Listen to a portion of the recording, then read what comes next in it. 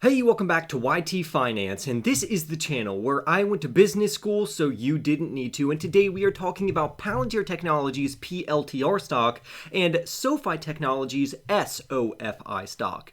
In this video, we're going to be going over their latest news updates, upcoming catalysts, and price targets, as well as what professionals think about these companies. For more videos on Palantir Technologies or Sofi Technologies, don't forget to go and annihilate that like button right now. Comment your thoughts down below about which of these companies you personally like better, or if you own both of these companies. Remember to subscribe if you are new, and without further ado, let's jump right into today's stories. Starting off with Palantir Technologies, which is a big data and analytics company which serves both commercial enterprises as well as government agencies. We have received new price target updates from various analysts and professionals. For instance, back on August 8th, we saw D.A. Davidson increase their overall price target and price prediction for Palantir Technologies from $8.50 up to $15.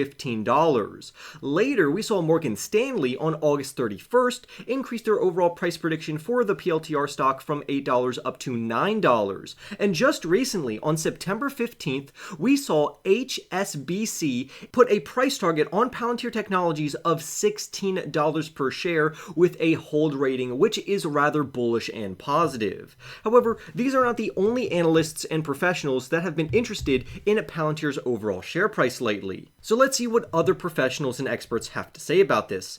Palantir Technologies has gotten a lot of attention lately to where 11 analysts have provided their insights in this company over the next 12 months.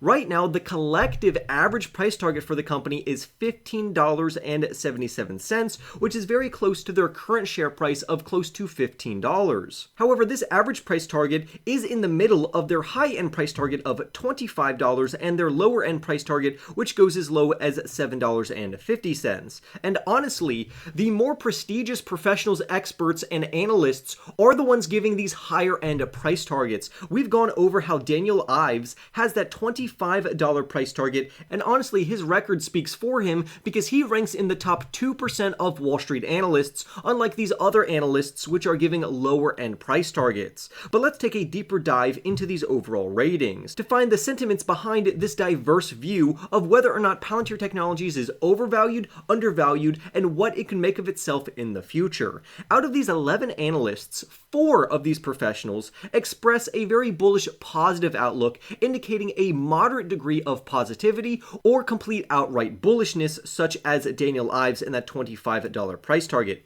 On the other hand, we have 3 analysts that have adopted an indifferent stance or a hold rating on this overall company, which is not necessarily bullish and positive or bearish and negative. Lastly, we have 2 analysts that have taken a bearish negative critical view of this overall company because they believe this company is way too overvalued according to their current metrics.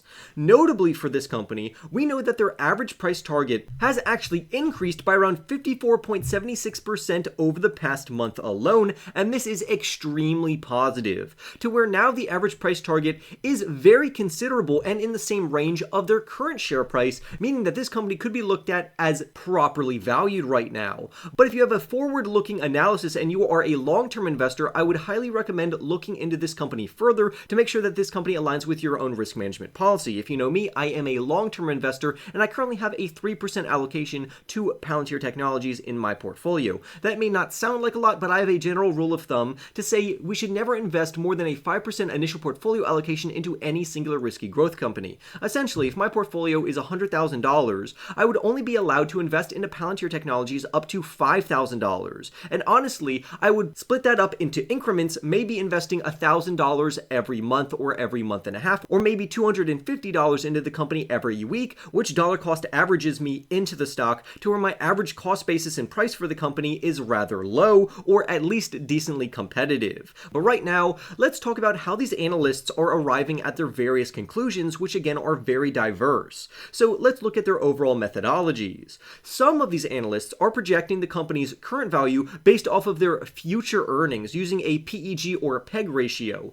Others are looking at the 5-year time span of this company regarding their overall revenue growth rate and how this could positively impact their overall share price. Again, we have others that are using discounted cash flow models, and they are assessing the level of risk and predictability profitability associated with their revenue stream. But if we look at Palantir Technologies holistically, we can see that they are very financially healthy. For instance, their debt to equity ratio, according to this article, is neutral, even though I would disagree with that. I would say that they are strong in this overall regard. And if we look over at their earnings, their price to earnings ratio is a strong buy, which I honestly would just lower to a buy, considering that their PE is rather high right now. On the other hand, we have their price to book ratio, which is a strong buy, their DCF, which is a strong buy, and the return on equity, which is neutral. Overall, this company has a 75% buy rating according to experts. Now, what I want investors to be aware of is that this company is extremely volatile. Just look at the company's overall peaks and valleys or ebbs and flows just from their 1 month share price stock chart.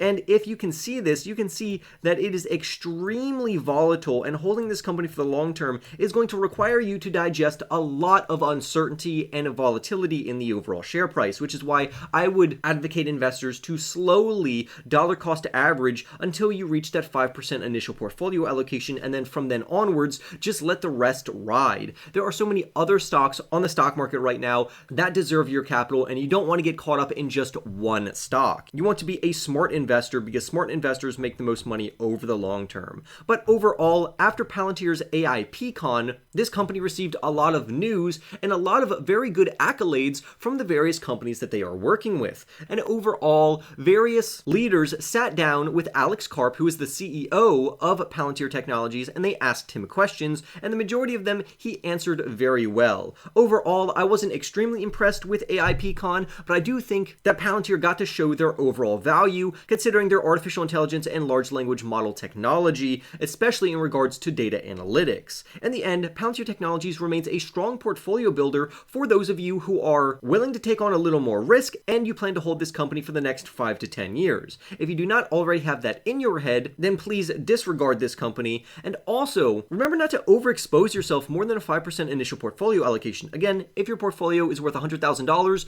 I personally would not invest more than $5,000 into Palantir Technologies. However, that is just a general rule of thumb that I follow. Always make sure to do your own research to see what you're comfortable with regarding this company, and remember to practice proper risk management because I want you to stay safe out there. Next up, let's talk about Sofi Technologies, ticker symbol SOFI. And Sofi Technologies is a fintech company or a financial technology company that essentially operates as a digital bank. Sofi stock is in the news today because Sofi's CEO talks about their overall stellar growth with Jim Cramer on CNBC's Mad Money, which is a segment that Jim Cramer runs. And if you don't know, Jim Cramer is an investment celebrity, which I normally disagree with adamantly on various stocks. I disagreed with him on Tesla stock, and I also disagreed with him on Palantir stock, and we all know how those turned out in my favor. But nonetheless, I would say this interview was very good because Anthony Noto, who is the CEO of Sofi Technologies, told Jim Cramer on CNBC that the company has been growing immensely since they have received their banking license through their bank charter.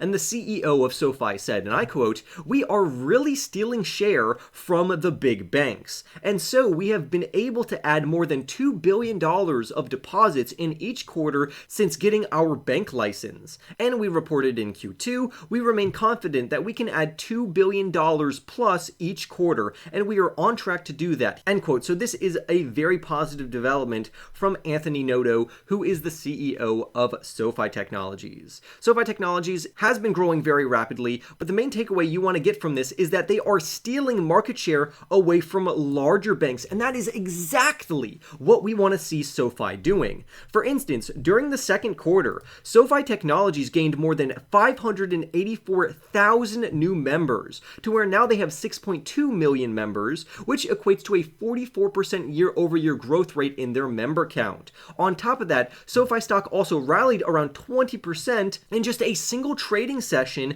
after their earnings report, which was very positive. Right now, investors are at the edge of their seats because they believe Sofi Technologies will achieve profitability by the end of the year. And I personally believe that as well. But what's even better news is that Sofi Technologies will now have access to a revenue segment and a revenue channel that had essentially been blocked for them for a while, which would be their student loans. And the CEO of Sofi said this to Jim Cramer, and I quote, "If you have a student loan, you would want to lower your monthly payment so you're able to do that either via a lower rate or extending the term."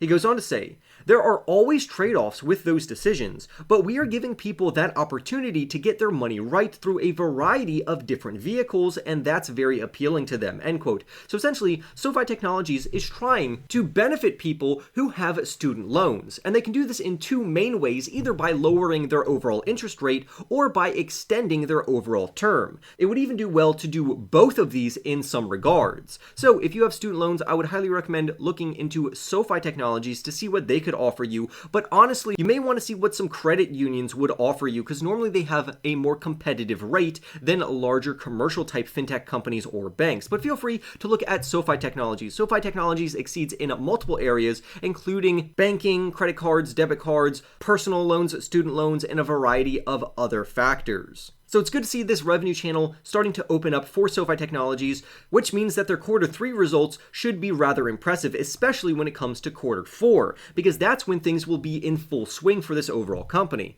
Also of note for SoFi Technologies that we haven't reported on was that they have recently signed an agreement with Risk Exec. And this company is a subsidiary of Assurity Technologies, to where SoFi Technologies will rely on Risk Exec's software for compliance and reporting purposes. Essentially, if you don't know what Risk Exec does, they are a leading software as a service compliance and reporting platform, which is designed for managing regulatory compliance for banks, mortgage lenders, credit unions, auto lenders, and digital lenders. So essentially, everything that SoFi Technologies does. This is going to keep them safe legally, and it's also going to allow SoFi Technologies to create analysis to determine lending positions so they can be compared to their overall peers within the same market to try to undercut some of their competition, which is very advantageous for SoFi Technologies. They also plan to use Risk Exec's CRA module to report on the bank's small business and community development loans. So again, overall, this is going to be very advantageous and positive for SoFi Technologies. The president of Risk Exec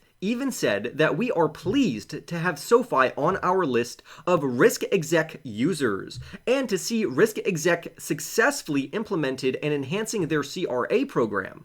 With a stringent, ever-evolving regulatory environment, Risk Exec prepares banks for regulatory examinations by analyzing trends and performance against internal goals, percentages inside versus outside assessment areas, and more. He goes on to say, we look forward to continuing to provide SoFi with the most accurate, up-to-date analytics as possible to meet their CRA goals. So again, this is going to protect SoFi Technologies from regulatory compliance, legal troubles, and it's going to make them extremely organized. So this should be very good news for investors' ears because it makes SoFi Technologies an even safer company and a safer investment overall. So in the end, I would say this is very positive news for both Palantir Technologies as well as SoFi Technologies. So for more videos on Palantir Technologies or SoFi Technologies, don't forget to go and annihilate that like button right now. Comment your thoughts down below. Subscribe if you are new. Don't forget to become a member of this channel for as little as 99 cents to support me personally, but if not, don't worry. By subscribing, you're going to get this content for absolutely free. And with all of that being said, I wish you the best of luck and I will see you in the next YT video.